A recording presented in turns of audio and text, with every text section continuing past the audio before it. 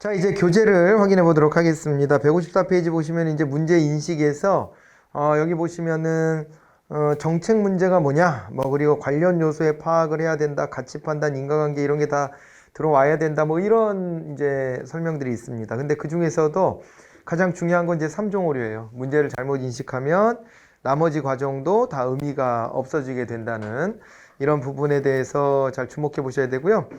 시험에서 메타 오류나 근원 오류 뭐 이런 식으로 해서 시험에 나올 수 있기 때문에 용어들도 같은 맥락이라는 것을 잘 기억해 놓으시는데, 3종 오류가 있다는 것은 1종 오류와 2종 오류가 있다는 것을 또 의미하는 거잖아요. 요거는 이제 정책 평가론 들어가면 그때 가서 또 공부를 하게 됩니다. 1종 오류, 2종 오류도 있어요. 예, 그리고 이제 3종 오류가 먼저 소개가 된 거다 이렇게 봐두시고, 정책 목표를 또 잘 설정해야 된다 그런 얘기를 했습니다. 자, 그랬는데 여기 이제 4번으로 가보시면 목표는 적합성도 있어야 되고 적절성도 있어야 된다고 돼 있을 거예요. 적합성은요, 왜 합리성 같은 거 얘기했었잖아요. 아니 뭘 해결하려면요, 그거에 대한 알맞은 대안을 모색해야 된다 그런 거 얘기할 때 합리성이라 그랬거든요. 목표도 그래요. 이 문제를 해결하는 데 있어서 이 목표가 딱 적합하다. 이 목표가 맞춤형이다. 이렇게 딱 선택이 돼야 되고, 적절하다는 것은 수위의 문제예요. 수위의 문제. 적합한 대안을, 적합한 목표를 설정하긴 했는데 어느 만큼으로 그거를 추구할 거냐. 이런 거. 수위의 문제입니다. 그걸 적절한 정도라고 해서 봐두시면 돼요. 적합성과 적절성. 요게 차이가 있고요. 그 다음에 이제 목표의 유형, 그래서 이제 나와 있는데요. 뭐 공식적 목표냐, 실질적 목표냐, 혹은 질서 목표, 경제 목표, 문화 목표냐, 상위 목표냐, 하위 목표냐, 무형적 목표냐, 유형적 목표냐, 이런 것들도 나와 있습니다. 그죠? 그래서 그거는 간단히 목표를 이렇게 여러 가지 기준으로 나눠볼 수 있구나 라는 것 정도로 보시면 될 것 같고, 앞에서 우리가 이제 목표 얘기할 때 요거를 목표를 갖다가 치유적 목표, 창조적 목표로 나눠본 것도 있죠. 네, 그렇게 해서 결합시켜서 보시면 되겠습니다. 그 정도로 봐두시는데, 요게 시험에 나온 적이 있습니다. 엣지오니에 의한 목표와 조직 유형의 분류, 이렇게 되어 있는 거 있잖아요. 뒤에 가서요, 엣지오니는 이제 어디에서 나오냐면 조직론에서 조직의 유형 분류할 때, 그럴 때 다시 한번 소개가 될 건데, 그 목표의 유형에 따라서 요 조직의 유형을요, 이렇게 세 가지로 나눈 거예요. 질서 목표를 달성하기 위해서 강제적 조직, 그리고 경제 목표 달성을 위해서 공리적 조직, 그리고 문화 목표 달성을 위한 규범적 조직이 있다, 이렇게 나눠집니다. 이 조직은요, 권위의 유형과 이에 따른 이제 대응, 반응이 있을 거 아니에요. 권위가 작동했을 때 그것에 대해서 얼마나 사람들이 그걸 잘 받아들이느냐, 복종을 얼마나 하느냐, 반열을 어떻게 하느냐, 이거에 문제가 있는데, 요 강제적 권위에 대해서는 옆에 보시면은 그 복종의 유형글에서 나와 있죠. 강제적 권위에는 그 소외적 관여라는 게 있어요. 강제적인 힘이 주어졌을 때 소외적 관여를 한다. 이렇게 이제 보시면 돼요. 그러니까 소외적 복종을 한다. 일방적으로 이제 받아들이게 된다는 것이고, 공리적 권위가 이제 오게 되면, 공리적 권위는요, 보수적 권위라고 되어 있죠. 그러니까 금전적 이익을 준다, 이런 얘기예요, 이게. 예, 공리적 권위가 있을 때 타산적으로 계산해보고, 나 저거 받으면 나한테 이로울 것 같은데, 이러고서 복종하는 경우. 그리고 규범적 권위가 있을 때 이게 옳은 거 아니야? 라는 것으로 강제력을 행사하려고 할 때, 도덕적으로 내가 봐도 그건 옳은 것이기 때문에 나는 그걸 따르겠다 하는 게 도덕적 관여거든요. 이게 다 짝꿍이에요. 하나가. 그 짝꿍으로 이루어진 게 각각 강제적 조직, 공리적 조직, 규범적 조직이라고 하는 조직의 유형이 되는데, 이 조직들을 통해서 달성할 수 있는 게 또 제각각 질서 목표, 경제 목표, 문화 목표라는 거예요. 이게 엣지오니가 접근한 방식입니다. 아직은 좀 헷갈린다면 뒤에 가서 다시 한번 보도록 할게요. 네, 일단은 그건 조직의 유형할 때 다시 한번 언급이 될 건데, 목표하고도 관련성이 있어가지고 여기서도 소개를 좀 해본 대목이에요. 자, 동그라미 6번은 매우 중요한 부분이었는데 앞에서 설명을 다 했어요. 이게 목표에 관련해서 목표 전환과 목표의 승계 등등 해가지고 말씀드렸던 거. 그거 한번 다시 한번 보시되 그 위에 있는 두 개는 꼭 중요 표시해 두세요. 목표의 전환과 목표의 승계는 중요 표시를 해 두시기 바랍니다. 그렇게 하시고 그 다음에 자료와 정보의 수집 분석인데 뭐 가능한 모든 자료를 다 모아서 그 안에서 대안을 탐색하는 겁니다. 알겠죠? 네. 그렇게 가고 결과를 예측을 다 해보고요. 결과 예측을 할 때는 말씀드렸다시피 이제 정책 분석이라든가 아니면은 또 이제 정책 분석이라든가 아니면은 저 미래 예측 기법 같은 것들을 활용하는 겁니다. 그렇게 해가지고 예측 결과를 비교 평가하는데 어떤 대안을 고를 것인가 이제 미래 예측까지 해봤으니까 어떤 대안이 선택돼야 되나 이거에 대해서 고민해야 되잖아요. 그럴 때 이제 어떻게 하는 거냐면 거기 보면 소망스러움과 실현 가능성 두 가지를 보래요. 이게요 나카무라하고 스모르드 같은 학자가 있습니다. 뒤에 가서 이제 정책론에서 여러 번 나오게 될 학자인데 이들이 이제 예측 결과 비교 평가할 때 이 두 가지 기준을 제시를 해요. 그래서 거기 보면 이제 소망스러움을 하나의 기준으로 해서 대안들 중에서 선택을 해야 되고 실현 가능성도 이제 기준으로 삼아서 선택해야 하는데 써먹어야 된다 이런 얘기인데 말 그대로 소망스러움은 뭐예요? 소망스러움, 소망성 이거는요 우리가 이제 얻어야 될 게 뭐냐 이런 거와 관련된 거예요. 그리고 실현 가능성은요 말 그대로 야 근데 현실적으로 우리가 할 수 있는 대안이 맞나? 이런 거죠. 구현 가능한 대안이 맞아? 이것까지를 보라는 얘기입니다. 시험이 어렵게 나오면 그 소망스러움의 종류나 실현 가능성의 종류를 물을 수도 있는데 그렇게는 잘 안 나와요. 잘은 안 나와요. 나온 적은 있어. 나온 적이 있어서 여기 들어와 있는 거예요. 그런데 잘은 안 나옵니다. 그래서 너무 깊게 볼 것까지는 없다. 그렇게 보시면 되겠습니다. 아무튼 노력, 능률성, 효과성, 형평성, 대응성 같은 것들을 확보해라. 이거 확보해야 되고 그 다음에 실현 가능성으로 기술적으로 이게 가능한지 정치적, 행정적, 재정적, 법적, 윤리적으로 가능한 것인지를 검토해 봐야 된다. 뭐 이런 거 제시가 있었고요. 그 다음에 최적 대안을 그 중에서 이제 선택을 하는 것이다. 이렇게 보시면 되겠습니다. 아시겠죠? 네. 이렇게 정리를 해보고요. 자, 그 다음에 이제 됐습니다. 네, 요거까지를 이제 앞서 정리를 좀 해드렸고, 합리적 정책 결정을 해야 되는데, 현실에서는 참 어렵더라. 왜 어렵냐? 이런 거가 가끔 나옵니다. 구조적 요인 때문에 어려운 경우들이 있습니다. 왜 그러냐면요. 합리적 정책 결정을 하고 싶어요. 여러분들이 이제 관료로 행정인이 됐잖아요. 그래서 들어가서, 아, 이게 더 좋은 대안이고, 이게 다른 대안보다 나은 건데, 이거 선택해야 되겠는데, 이러고서, 고민을 하고 있더라도, 이게 집권화되어 있는 관료제 형태에서는 윗선에 있는 사람이, 야, 그거 싫어. 난 그건 별론 것 같아. 이래버리면은 이게 뭐 선택이 안 돼버리는 겁니다.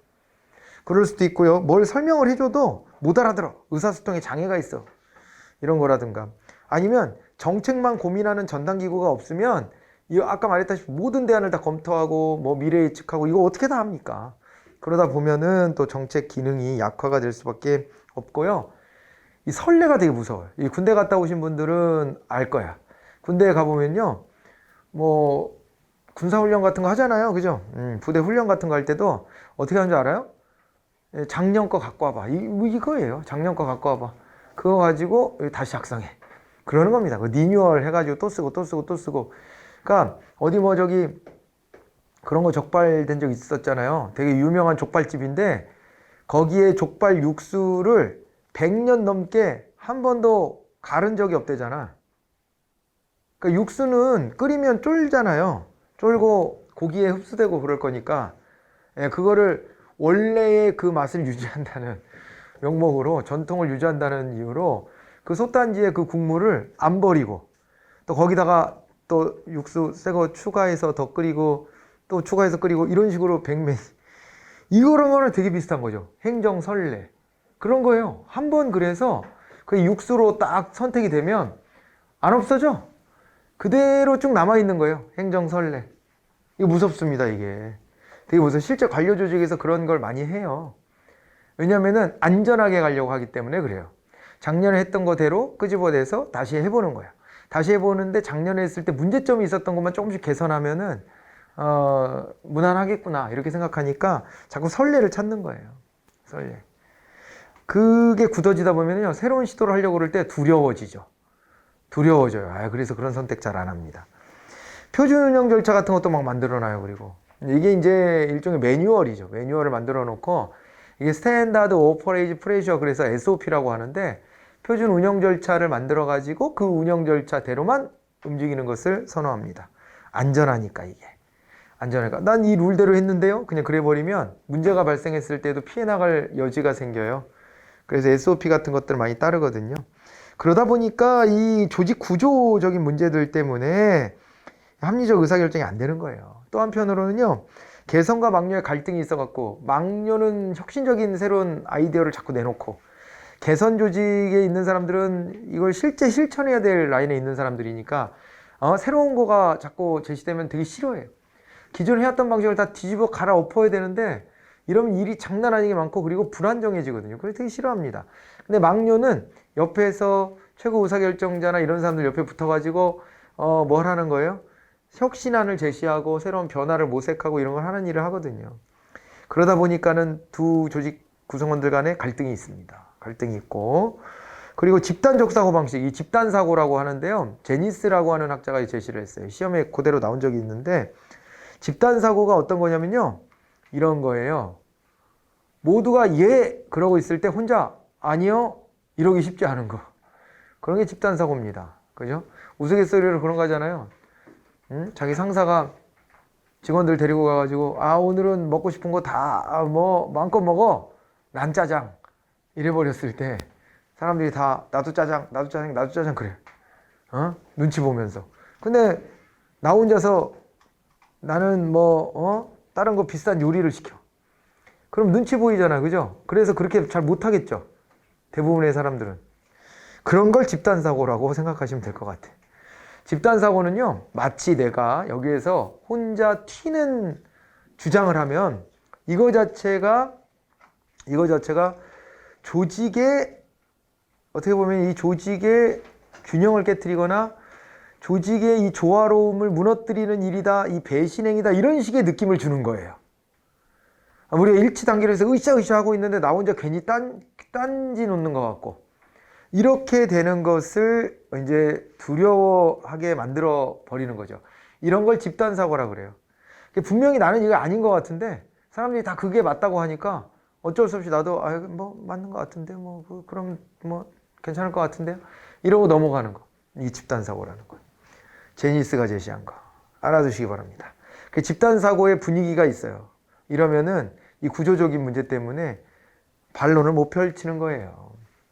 집단사고를 극복할 수 있는 방법이 있어요. 어떤 게 있냐, 옆에 보면은 그 집단사고 쭉 설명이 있는데 맨 밑에 가보면 자유로운 비판, 반대 의견 개진도 하고 집단 토론도 하고 자유로운 비판도 해야 되고 막 이렇게 나왔잖아요.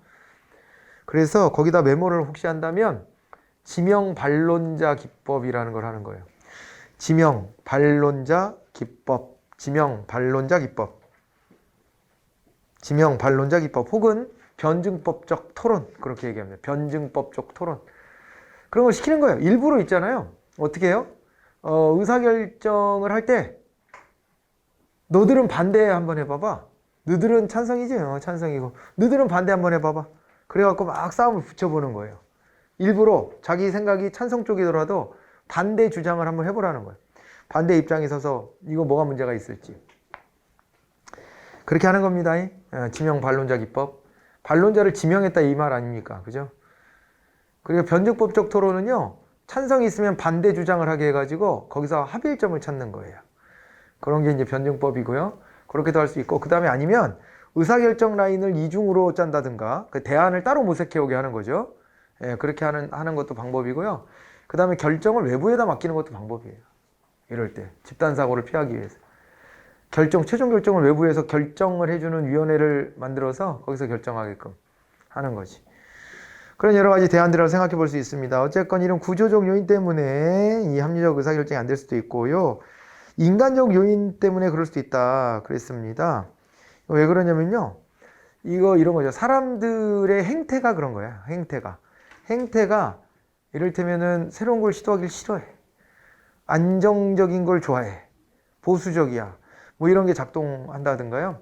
아니면은 구조가 큰 문제는 없었지만은 마침 우리 조직의 리더가 되게 권위주의적인 사람이에요. 누가 반론 제기하면 되게 싫어해. 그렇게 되어 있으면은 그 인간적인 요인 때문에 그런 것 때문에 합리적 의사결정하기가 어렵다는 거예요. 알겠죠? 네. 이건 사람의 요인이고 어떤 선입견을 갖고 있는 경우도 문제예요. 그잖아요. 그리고 내가 해봐서 아는데 요 꼰대질 요 라떼는 말이야. 요즘에는 뭐 그거 갖고 이제 막 이렇게 놀리면서 점점 그 문화를 개선하고 있는 거거든요. 놀리면서 과거에는요, 나 때는 말이야, 뭐 내가 해봐서 하는데 그런 얘기들을 많이 통용시켰죠. 그리고 실제 그게 유효하기도 했어요, 과거에는. 근데 그게 제일 유효할 때가 어느 사회인 줄 알아요? 라떼는 말이야를 무시하지 말고 그대로 따라야 되는 사회 구조가 있어요. 언제 그런 건 줄 알아요? 농경사회지, 농경사회. 농경사회는요, 난생 처음 보는 자연재해 같은 게 왔을 때 어떻게 대응해야 될까? 어떻게 대응해야 될까? 이런 거요. 이런 거를 나이 드신 분들이 가장 지혜롭게 그 해결 방법을 모색할 가능성이 높아요. 내가 40년 전에 이거 경험해 본 건데 이런 식으로. 그게 가능하다니까. 산업사회 때까지는 얼마 정도 먹혀요. 그게 산업사회 때까지만 하더라도 경험해 본 사람이 경험해 보지 않은 사람한테 코치해 주는 거. 정보사회로 오면 여전히 유효함이 있긴 있지만 그 유효함의 정도 비중은 상당히 낮아지는 거죠. 왜냐하면 너무 다양한 변수가 이제 움직이는 거예요. 그러니까 농경사회가 하나의 점이었다라고 본다면 산업사회는 하나의 선이야. 그런데 정보사회는 면이야, 면. 각자의 경험이 다 다른 거예요. 다 다르고 접해지는 환경도 다 다르고 그런 것인데 자기 인생 살아봐야 뭐 고작 해봐야 하나의 길만 따라가 본 거 아니에요. 그러니까 점이거나 선일 때에는 그 경험치를 아주 중요하게 다루는 것도 중요했지만 지금은 이제 그 경험치가 좀 낡은 방식이 되어 있을 가능성도 높다는 거죠. 그렇잖아요. 그래서 이런 면을 놓고 봤을 때는 이런 어떤 자기 경험이나 선입관 이런 거를 제시하는 것은 바람직하지 못하다. 이렇게 볼 수가 있는 시대적인 요구가 있는 겁니다. 시대적인 요구가. 권위가 무너진 거지 뭐 사실은. 어른들이 야 내가 해봐서 하는데 이건 이래 하는데 젊은 세대가 봤을 때는 별로 그렇지 않은 것 같거든. 유효하지 않은 것 같아. 그런 게 축적되다 보면은 이제 나 때는 말이야 이거가 굉장히 낡은 방식으로 보여지게 되는 거죠. 이제 그 단계에 와 있는 거라고 볼 수가 있을 겁니다. 지금. 네. 어느 날 갑자기 지금 젊은이들이 MZ 세대가 너무 독특해서 갑자기 이 세대는 어른들을 무시하기 시작했다. 이런 꼰대 같은 또 분석을 하면 안 되는 거죠. 그런 게 아니라 그게 먹히는 유효한 정도가 시대 변화 때문에 지금은 이제 낮아진 거죠. 그러다 보니까 나 때는 말이야 이런 얘기하는 거를 싫어하게 되는 겁니다. 뭐 어떤 삶의 지혜로움에서 인간적인 그 내면적인 거야 뭐 많이 얘기를 듣고 또 젊은 세대가 그럴 필요가 있지만 그런데 어떤 뭐 이런 문제를 해결하고 방법을 찾는 데 있어서는 그럴 때는 다양하게 여러 가지 의견을 모아서 민주적으로 의사결정하는 게 가장 합리적인 그런 시대가 온 거죠. 자, 그리고 이제 환경적 요인도 있습니다. 환경적 요인은요, 이건 이제 문화가 그렇다는 거죠. 우리 조건, 문화, 이런 배경, 이런 것들 때문에 합리적 의사결정하기가 좀 어려운 경우가 있어요. 매몰 비용 같은 게 나와 있는데요. 매몰 비용은 이건 어때요? 우리 관료들을 바라보는 국민들의 시선이 어떻습니까? 돈 낭비하는 인간들 이런 거죠. NPM식 사고를 아직도 한다니까요. 그러다 보니까요. 이게 실패를 두려워할 수밖에 없어요. 뭘 시도하다가 조금 잘못될 수도 있고 궁극의 좋은 결과에 도달하면 잘했다고 칭찬도 받고 그래야 되는데 그게 아니라 이제 그 작은 실수도 용납하지 않는 이런 문화가 있기 때문에 매몰 비용의 함정에 자꾸 빠지는 거예요. 이 매몰 비용은 경제학적 개념이거든요. 과거에 지불이 됐어요. 지불이 됐는데 회수가 불가능해요. 회수가 불가능한데요. 회수가 불가능한데 그런데 앞으로의 선택을 위해서는 이걸 포기해야 돼. 그래야 되는데 포기해야 될 비용인데 포기를 못하는 게 매몰 비용의 함정인 거예요. 그러니까 예를 들면 4대강을 어떻게 한다고 해가지고 보호를 많이 설치해놨지 않습니까? 여기저기에다가 보호를 설치해놨는데 보호를 설치해 놓으니까 어때요? 물을 많이 확보해 놓는 거는 이로와요. 그건 장점이죠. 장점이지만 물이 썩지. 물이 빨리빨리 안 흘러가면 썩어요, 반드시. 우리나라가 하산 계수가 크기 때문에 물을 좀 가둬둘 필요도 있기는 하지만은 한편으로는 이제 그게 너무 많은 보호를 설치해 놓고 이 물을 자꾸 막아 놓으면 물이 자꾸 썩어. 지금 어떻게 하냐면은 수문을 열어가지고 물을 자꾸 내려보내요. 그렇게 하면 물을 가둬두는 효과는 별로 없지만은 물이 썩는 거는 덜해져. 그런데 가만 생각해보니까 이러면은 그 보호가 왜 필요해? 수문을 열어서 관리하는 것 자체가 더 비용 아니야? 어차피 계속 물을 내려보낼 것 같으면은? 그러지 않아요? 이렇게 볼 수도 있지만 애매한 상황이 돼 있는 거예요. 만약에 이거를요, 그런 과격한 주장도 있어요. 이게 과거 정부에서 설치했던 이 보호를 폭파시키는 게 가장 앞으로 봤을 때는 친환경적이고 더 효율적이다 라고 하는 주장이 있거든요. 그런 주장이 있으나 그걸 폭파하자 하는 순간 그때 그 보호를 설치하는 데 참여했던 공무원들은 뭐가 되는 거예요, 이제. 니들이냐? 니들이 쓰잘데기 없는 거 설치해갖고 이거 다시 폭파하는데 돈 들고 말이야. 그때도 돈 들고 이게 뭐야 이게? 이런 이제 평가의 대상이 되는 거예요. 그렇기 때문에 이거의 장점을 자꾸 부각시키려고 하는 거죠. 이거 설치해 놓은 거는 좋은 거다. 좋은 거고 이걸 잘 활용하기만 하면 그러면은 오히려 나중에 미래 세대를 위해서는 이게 플러스 요인이 더 커질 것이다.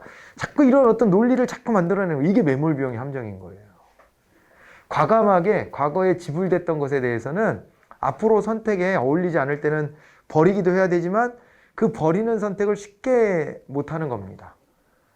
관료 조직일수록 더 그래요. 관료 조직은 과거에 했던 행적부터 전부 다 책임의 소재로 다 남기 때문에 그런 부분에 대해 가지고 함부로 못하는 거예요. 그걸 허물면 언론이나 이런 데서 얼마나 떠들어대겠어요. 그때 이거 누가 결정한 거냐? 이러면서 막 싸움이 날 거예요. 지금 이거 폭파시키는 게 잘못이다라는 주장도 있겠지만 한편으로는 과거에 이것을 왜 견제하지 못했나 하면서 막 문제가 제기가 되고 그러면은 누군가는 불편해지는 거거든요. 누군가는 또 총대 메고 책임도 져야 되는 거고. 이게 그래서 계속 서로 주장하고 우기고 내가 잘했다. 이거 저 문제점도 있겠지만은 장점이 더 많다. 이러고 있는 거다. 그 사례로 말씀드릴 수 있을 것 같아요. 이 매몰 비용이 매몰 비용. 알겠죠? 그렇게 되고 그 다음에요. 문화적 생태적 요인, 그 다음에 자원 및 시간상의 제약, 미약한 외부의 압력과 통제, 외부 중거 집단의 영향, 외부 집단의 영향으로 관료가 거기 영향을 받아서 움직이는 거죠. 대내외 참여자 간 이해관계 대립 이런 것들도 환경적 요인으로 넣었습니다. 그러니까 좀 배경적인 요소가 되는 것들, 문화적인 요소가 되는 것들은 다 일로 들어왔다라고 봐두시면 돼요. 환경적 요인이 조금 더 애매하니까 구조적 요인이나 인간적 요인을 좀 더 잘 기억해 놓으시면 그러면 편하게 접근하실 수 있을 거고요. 됐죠? 자, 여기까지 보시고 이제 정책 결정 이론적 모형이 이제 나와요. 정책 결정에 이론적 모형이 나오는데 요거 매우 중요합니다. 정책 결정 이론적 모형. 자, 여기 이제 아까도 말씀드렸다시피 우리가 이제 합리 모형을 전제하고 이 논리 전개를 했다 그랬어요. 자, 이제 한번 또 보세요. 정책 결정에 모형들이 있습니다. 모형들이 있는데 이 정책 결정의 모형에 먼저 합리 모형이 있는 거예요. 이렇게 합리 모형. 근데 앞에서 디진 같은 학자가 합리성을 얘기할 때 보면 경제적 합리성도 있고 정치적 합리성도 있고 법적 합리성도 있고 뭐 여러 가지로 얘기했었잖아요. 그죠? 기술적 합리성도 있고 막 사회적 합리성도 있고 그랬잖아요. 그런데 여기서 합리 모형이라고 하는 건 어떤 합리성을 말하는 것이냐 과연. 그것은요. 합리 모형은 경제적 합리성이라고 보시면 되는 거예요. 이거는 경제적 합리성을 말하는 것이고 이 경제적 합리성은 이제 효율성의 극대화거든요. 효율성, 우리가 이제 능률성이라고 그러죠. 능률성. 이 능률성을 어떻게 하는 것이다? 극대화하는 것이다. 이렇게 보시면 돼요. 경제적 합리성, 효율성, 능률성의 극대화 이렇게 보시면 됩니다. 자, 이제 그래서 투입 대비 산출해서 투입을 줄이고 산출은 늘리고 이런 선택을 하면 되는 거죠. 그래서 앞서서 말했지만 모든 대안을 다 검토해서 가장 능률적인 대안을 골라라 이렇게 한 거예요. 이건 주로 경제학자들이 제시했던 개념이잖아요. 경제학자들이. 그런데 자, 이거에 대해서 이제 반론이 들어갑니다. 특히 대표적으로 두 가지 이 반론을 잘 주목해서 보셔야 될 텐데 하나가요, 점증모형이라고 하는 게 있어요. 점증모형이다 라고 하는 게 있는데, 이 점증모형은 누가 제시를 했느냐? 점증모형은요, 린드블룸 같은 학자가 있습니다. 린드블룸이에요. 린드블룸. 그리고 그의 제자 윌다브스키, 이런 학자들이 대표적입니다. 이들이 이제 추구하는 거는 뭐냐면은요, 이 경제적 합리성 말고 정치적 합리성을 고려해야 된다는 거예요.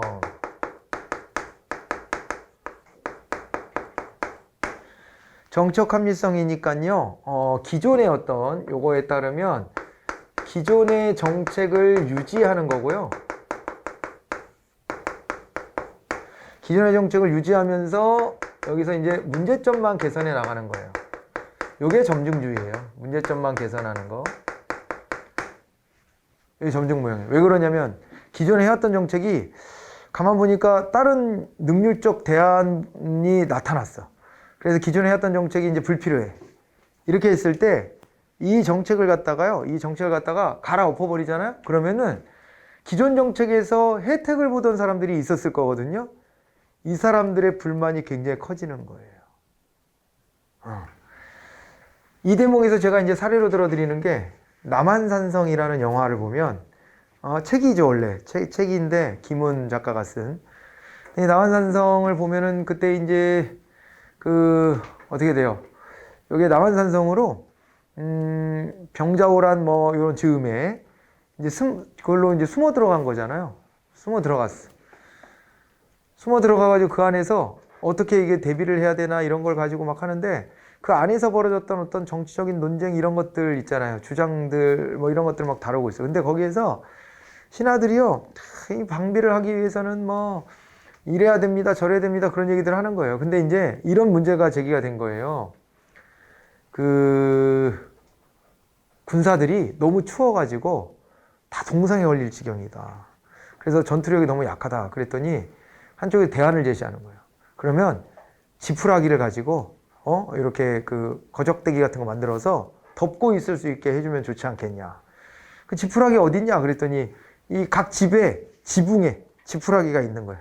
그 지푸라기를 걷어다가 그걸 만들어 주는 것이 일단 필요한 것 같습니다. 그래서 그 정책을 채택했어. 그 지푸라기로 거적대기를 만들어서 병사들을 다 덮어줬어. 근데 그러다가 먹을 식량이 너무 부족하다 보니까 말이 이제 굶고 있다는 거예요.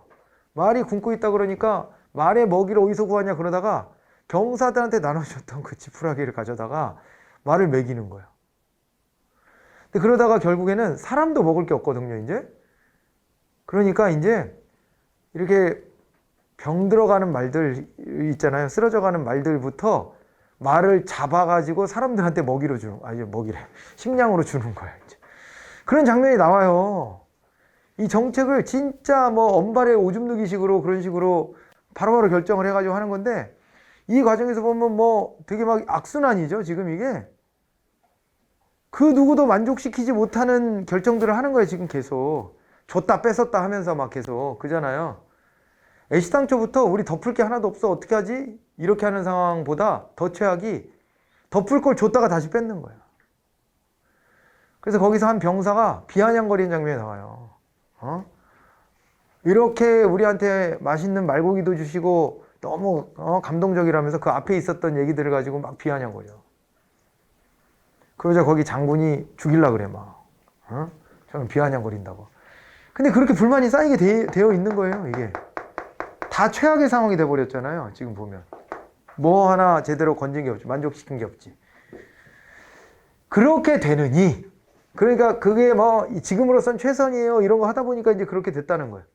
그 상황마다는 어떻게 보면 최선일 수도 있었어, 그게. 그러지만은 그렇게 하지 말고 정치적인 측면을 고려해서 사람들이 불만을 갖지 않게끔 만들어주는 게 더 중요한 거 아니겠냐, 이런 접근을 하는 거예요, 이게. 그죠? 그게 정적 합리성이에요. 린드블룸은요, 특히 이런 얘기를 해요. 또 그 얘기랑 좀 연결되겠다. 삼성의 오너를 가석방 해줬는데, 가석방 해줬는데, 이거에 대한 찬반이 있지만은, 린드블룸은 일체감치, 이런 거를 전망을 했어. 진보적인 성향을 가진 세력이 집권을 하게 되면, 그들이 그 기업들하고 약간 좀 이렇게 그 뭐라 그럴까 갈등을 빚는 정책들을 만들 가능성이 많다. 왜냐하면 증세를 막 얘기할 거고 여러 가지 규제들을 만들 거고 하기 때문에 갈등을 빚을 수 있는데 그렇게 해서는 그 정권은 오래가지 못한다. 오래가지 못한다. 왜 오래가지 못하냐? 왜 오래가지 못하냐면 이 정권이 결국엔 경제 위기를 맞이하게 될 것이다. 그 경제 위기는 왜 오냐? 그 기업들이 사실은 고용을 창출해 주는 것인데 이 기업들이 이 정권 하에서는 우리가 마음껏 경영 활동을 하기가 좀 어려울 것 같다 라고 판단하는 순간 위축이 되잖아요. 위축이 되면은 고용의 규모를 축소하게 될 거고 그러면 실업이 증가하게 되고 실업이 증가하는데 정권 연장을 시켜주지는 않는다는 거예요. 국민들이.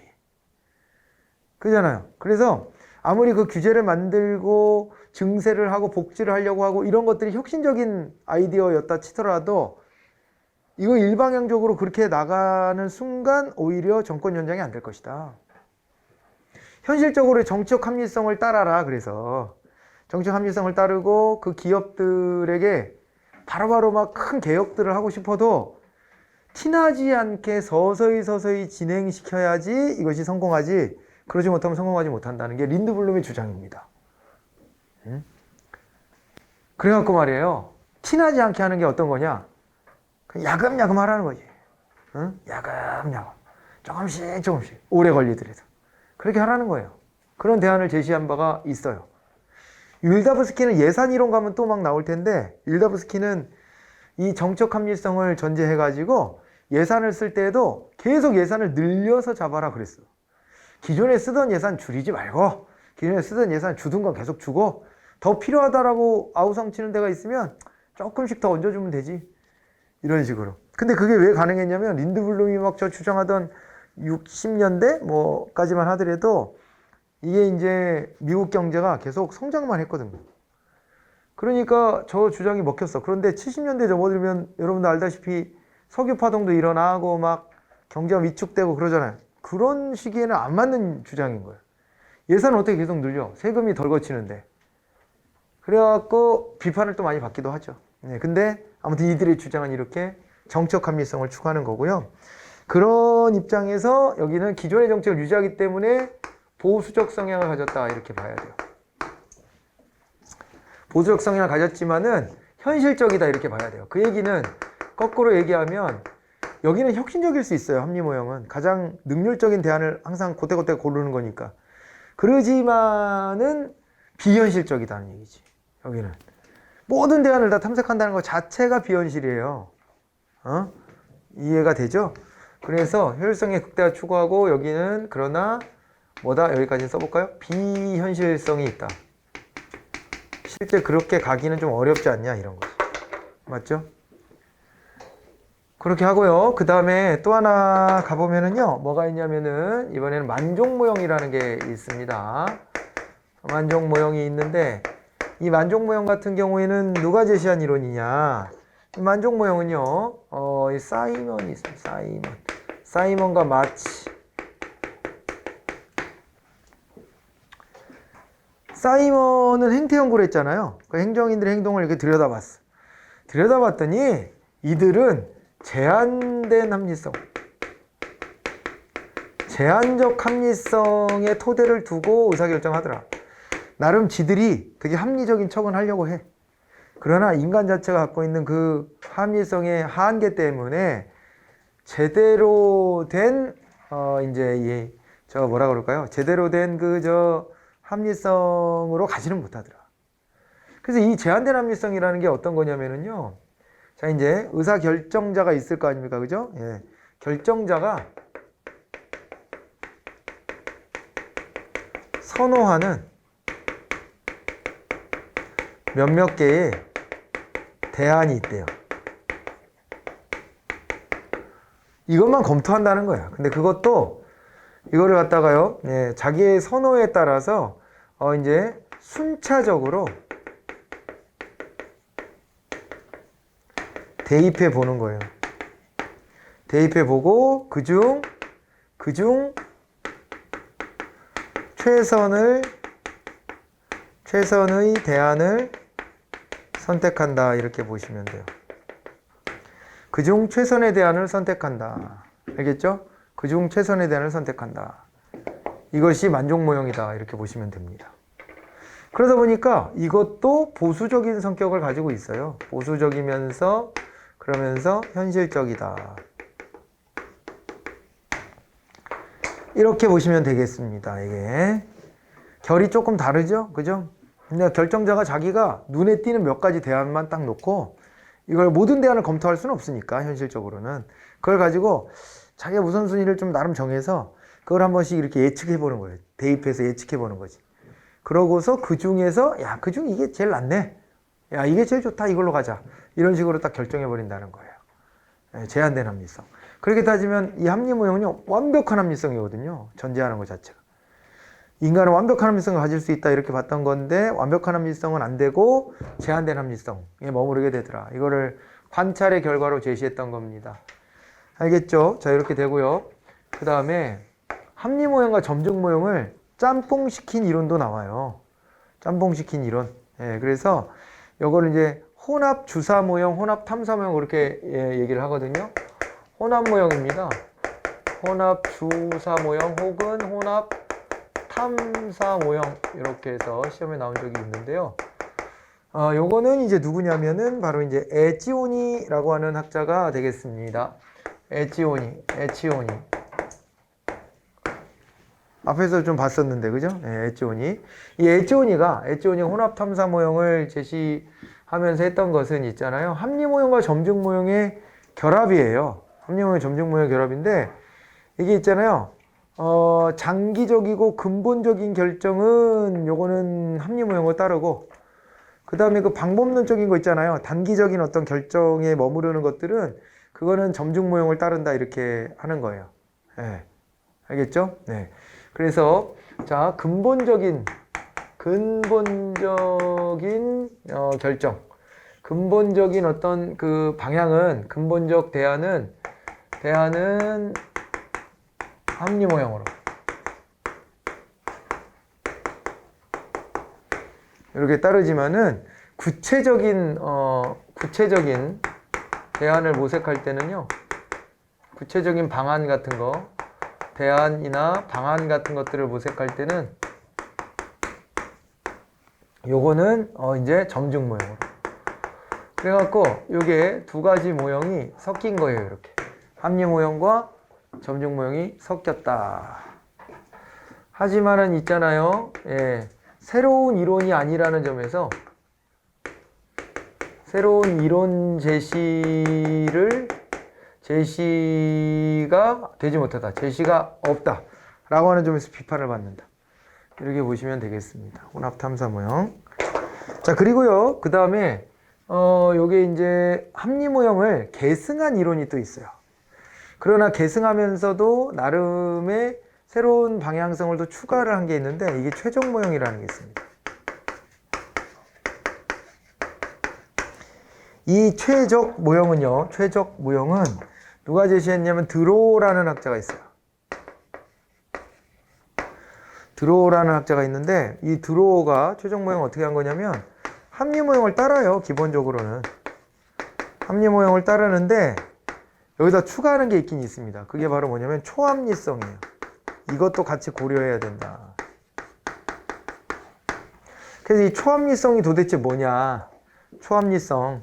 이 초합리성은 딴 게 아니고요. 요건 이제 경험치.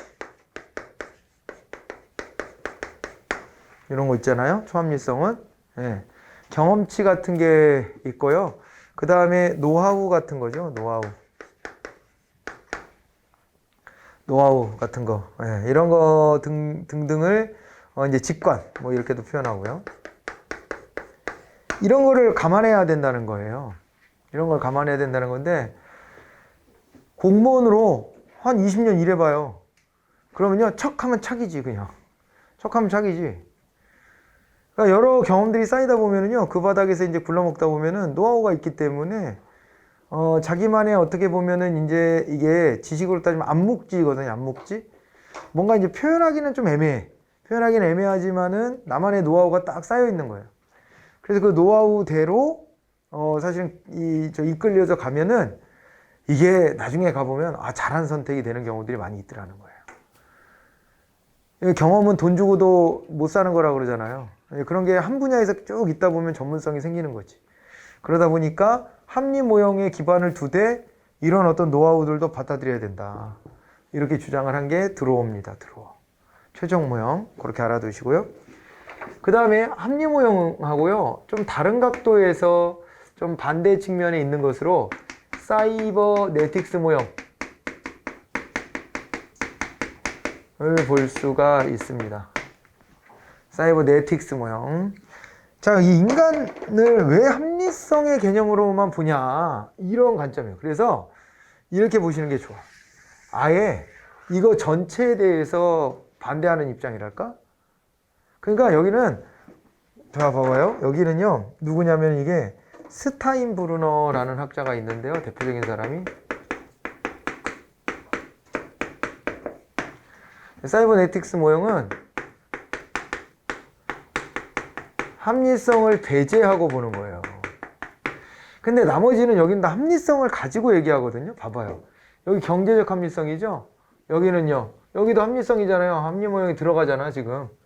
근데 여기가 경제적 합리성, 여기가 정치적 합리성, 여기가 다 합리성이 다 들어가 있어요. 여기 제한적 합리성, 여기도 합리 모형의 초합리성, 다 합리성을 기준으로 얘기하고 있거든요.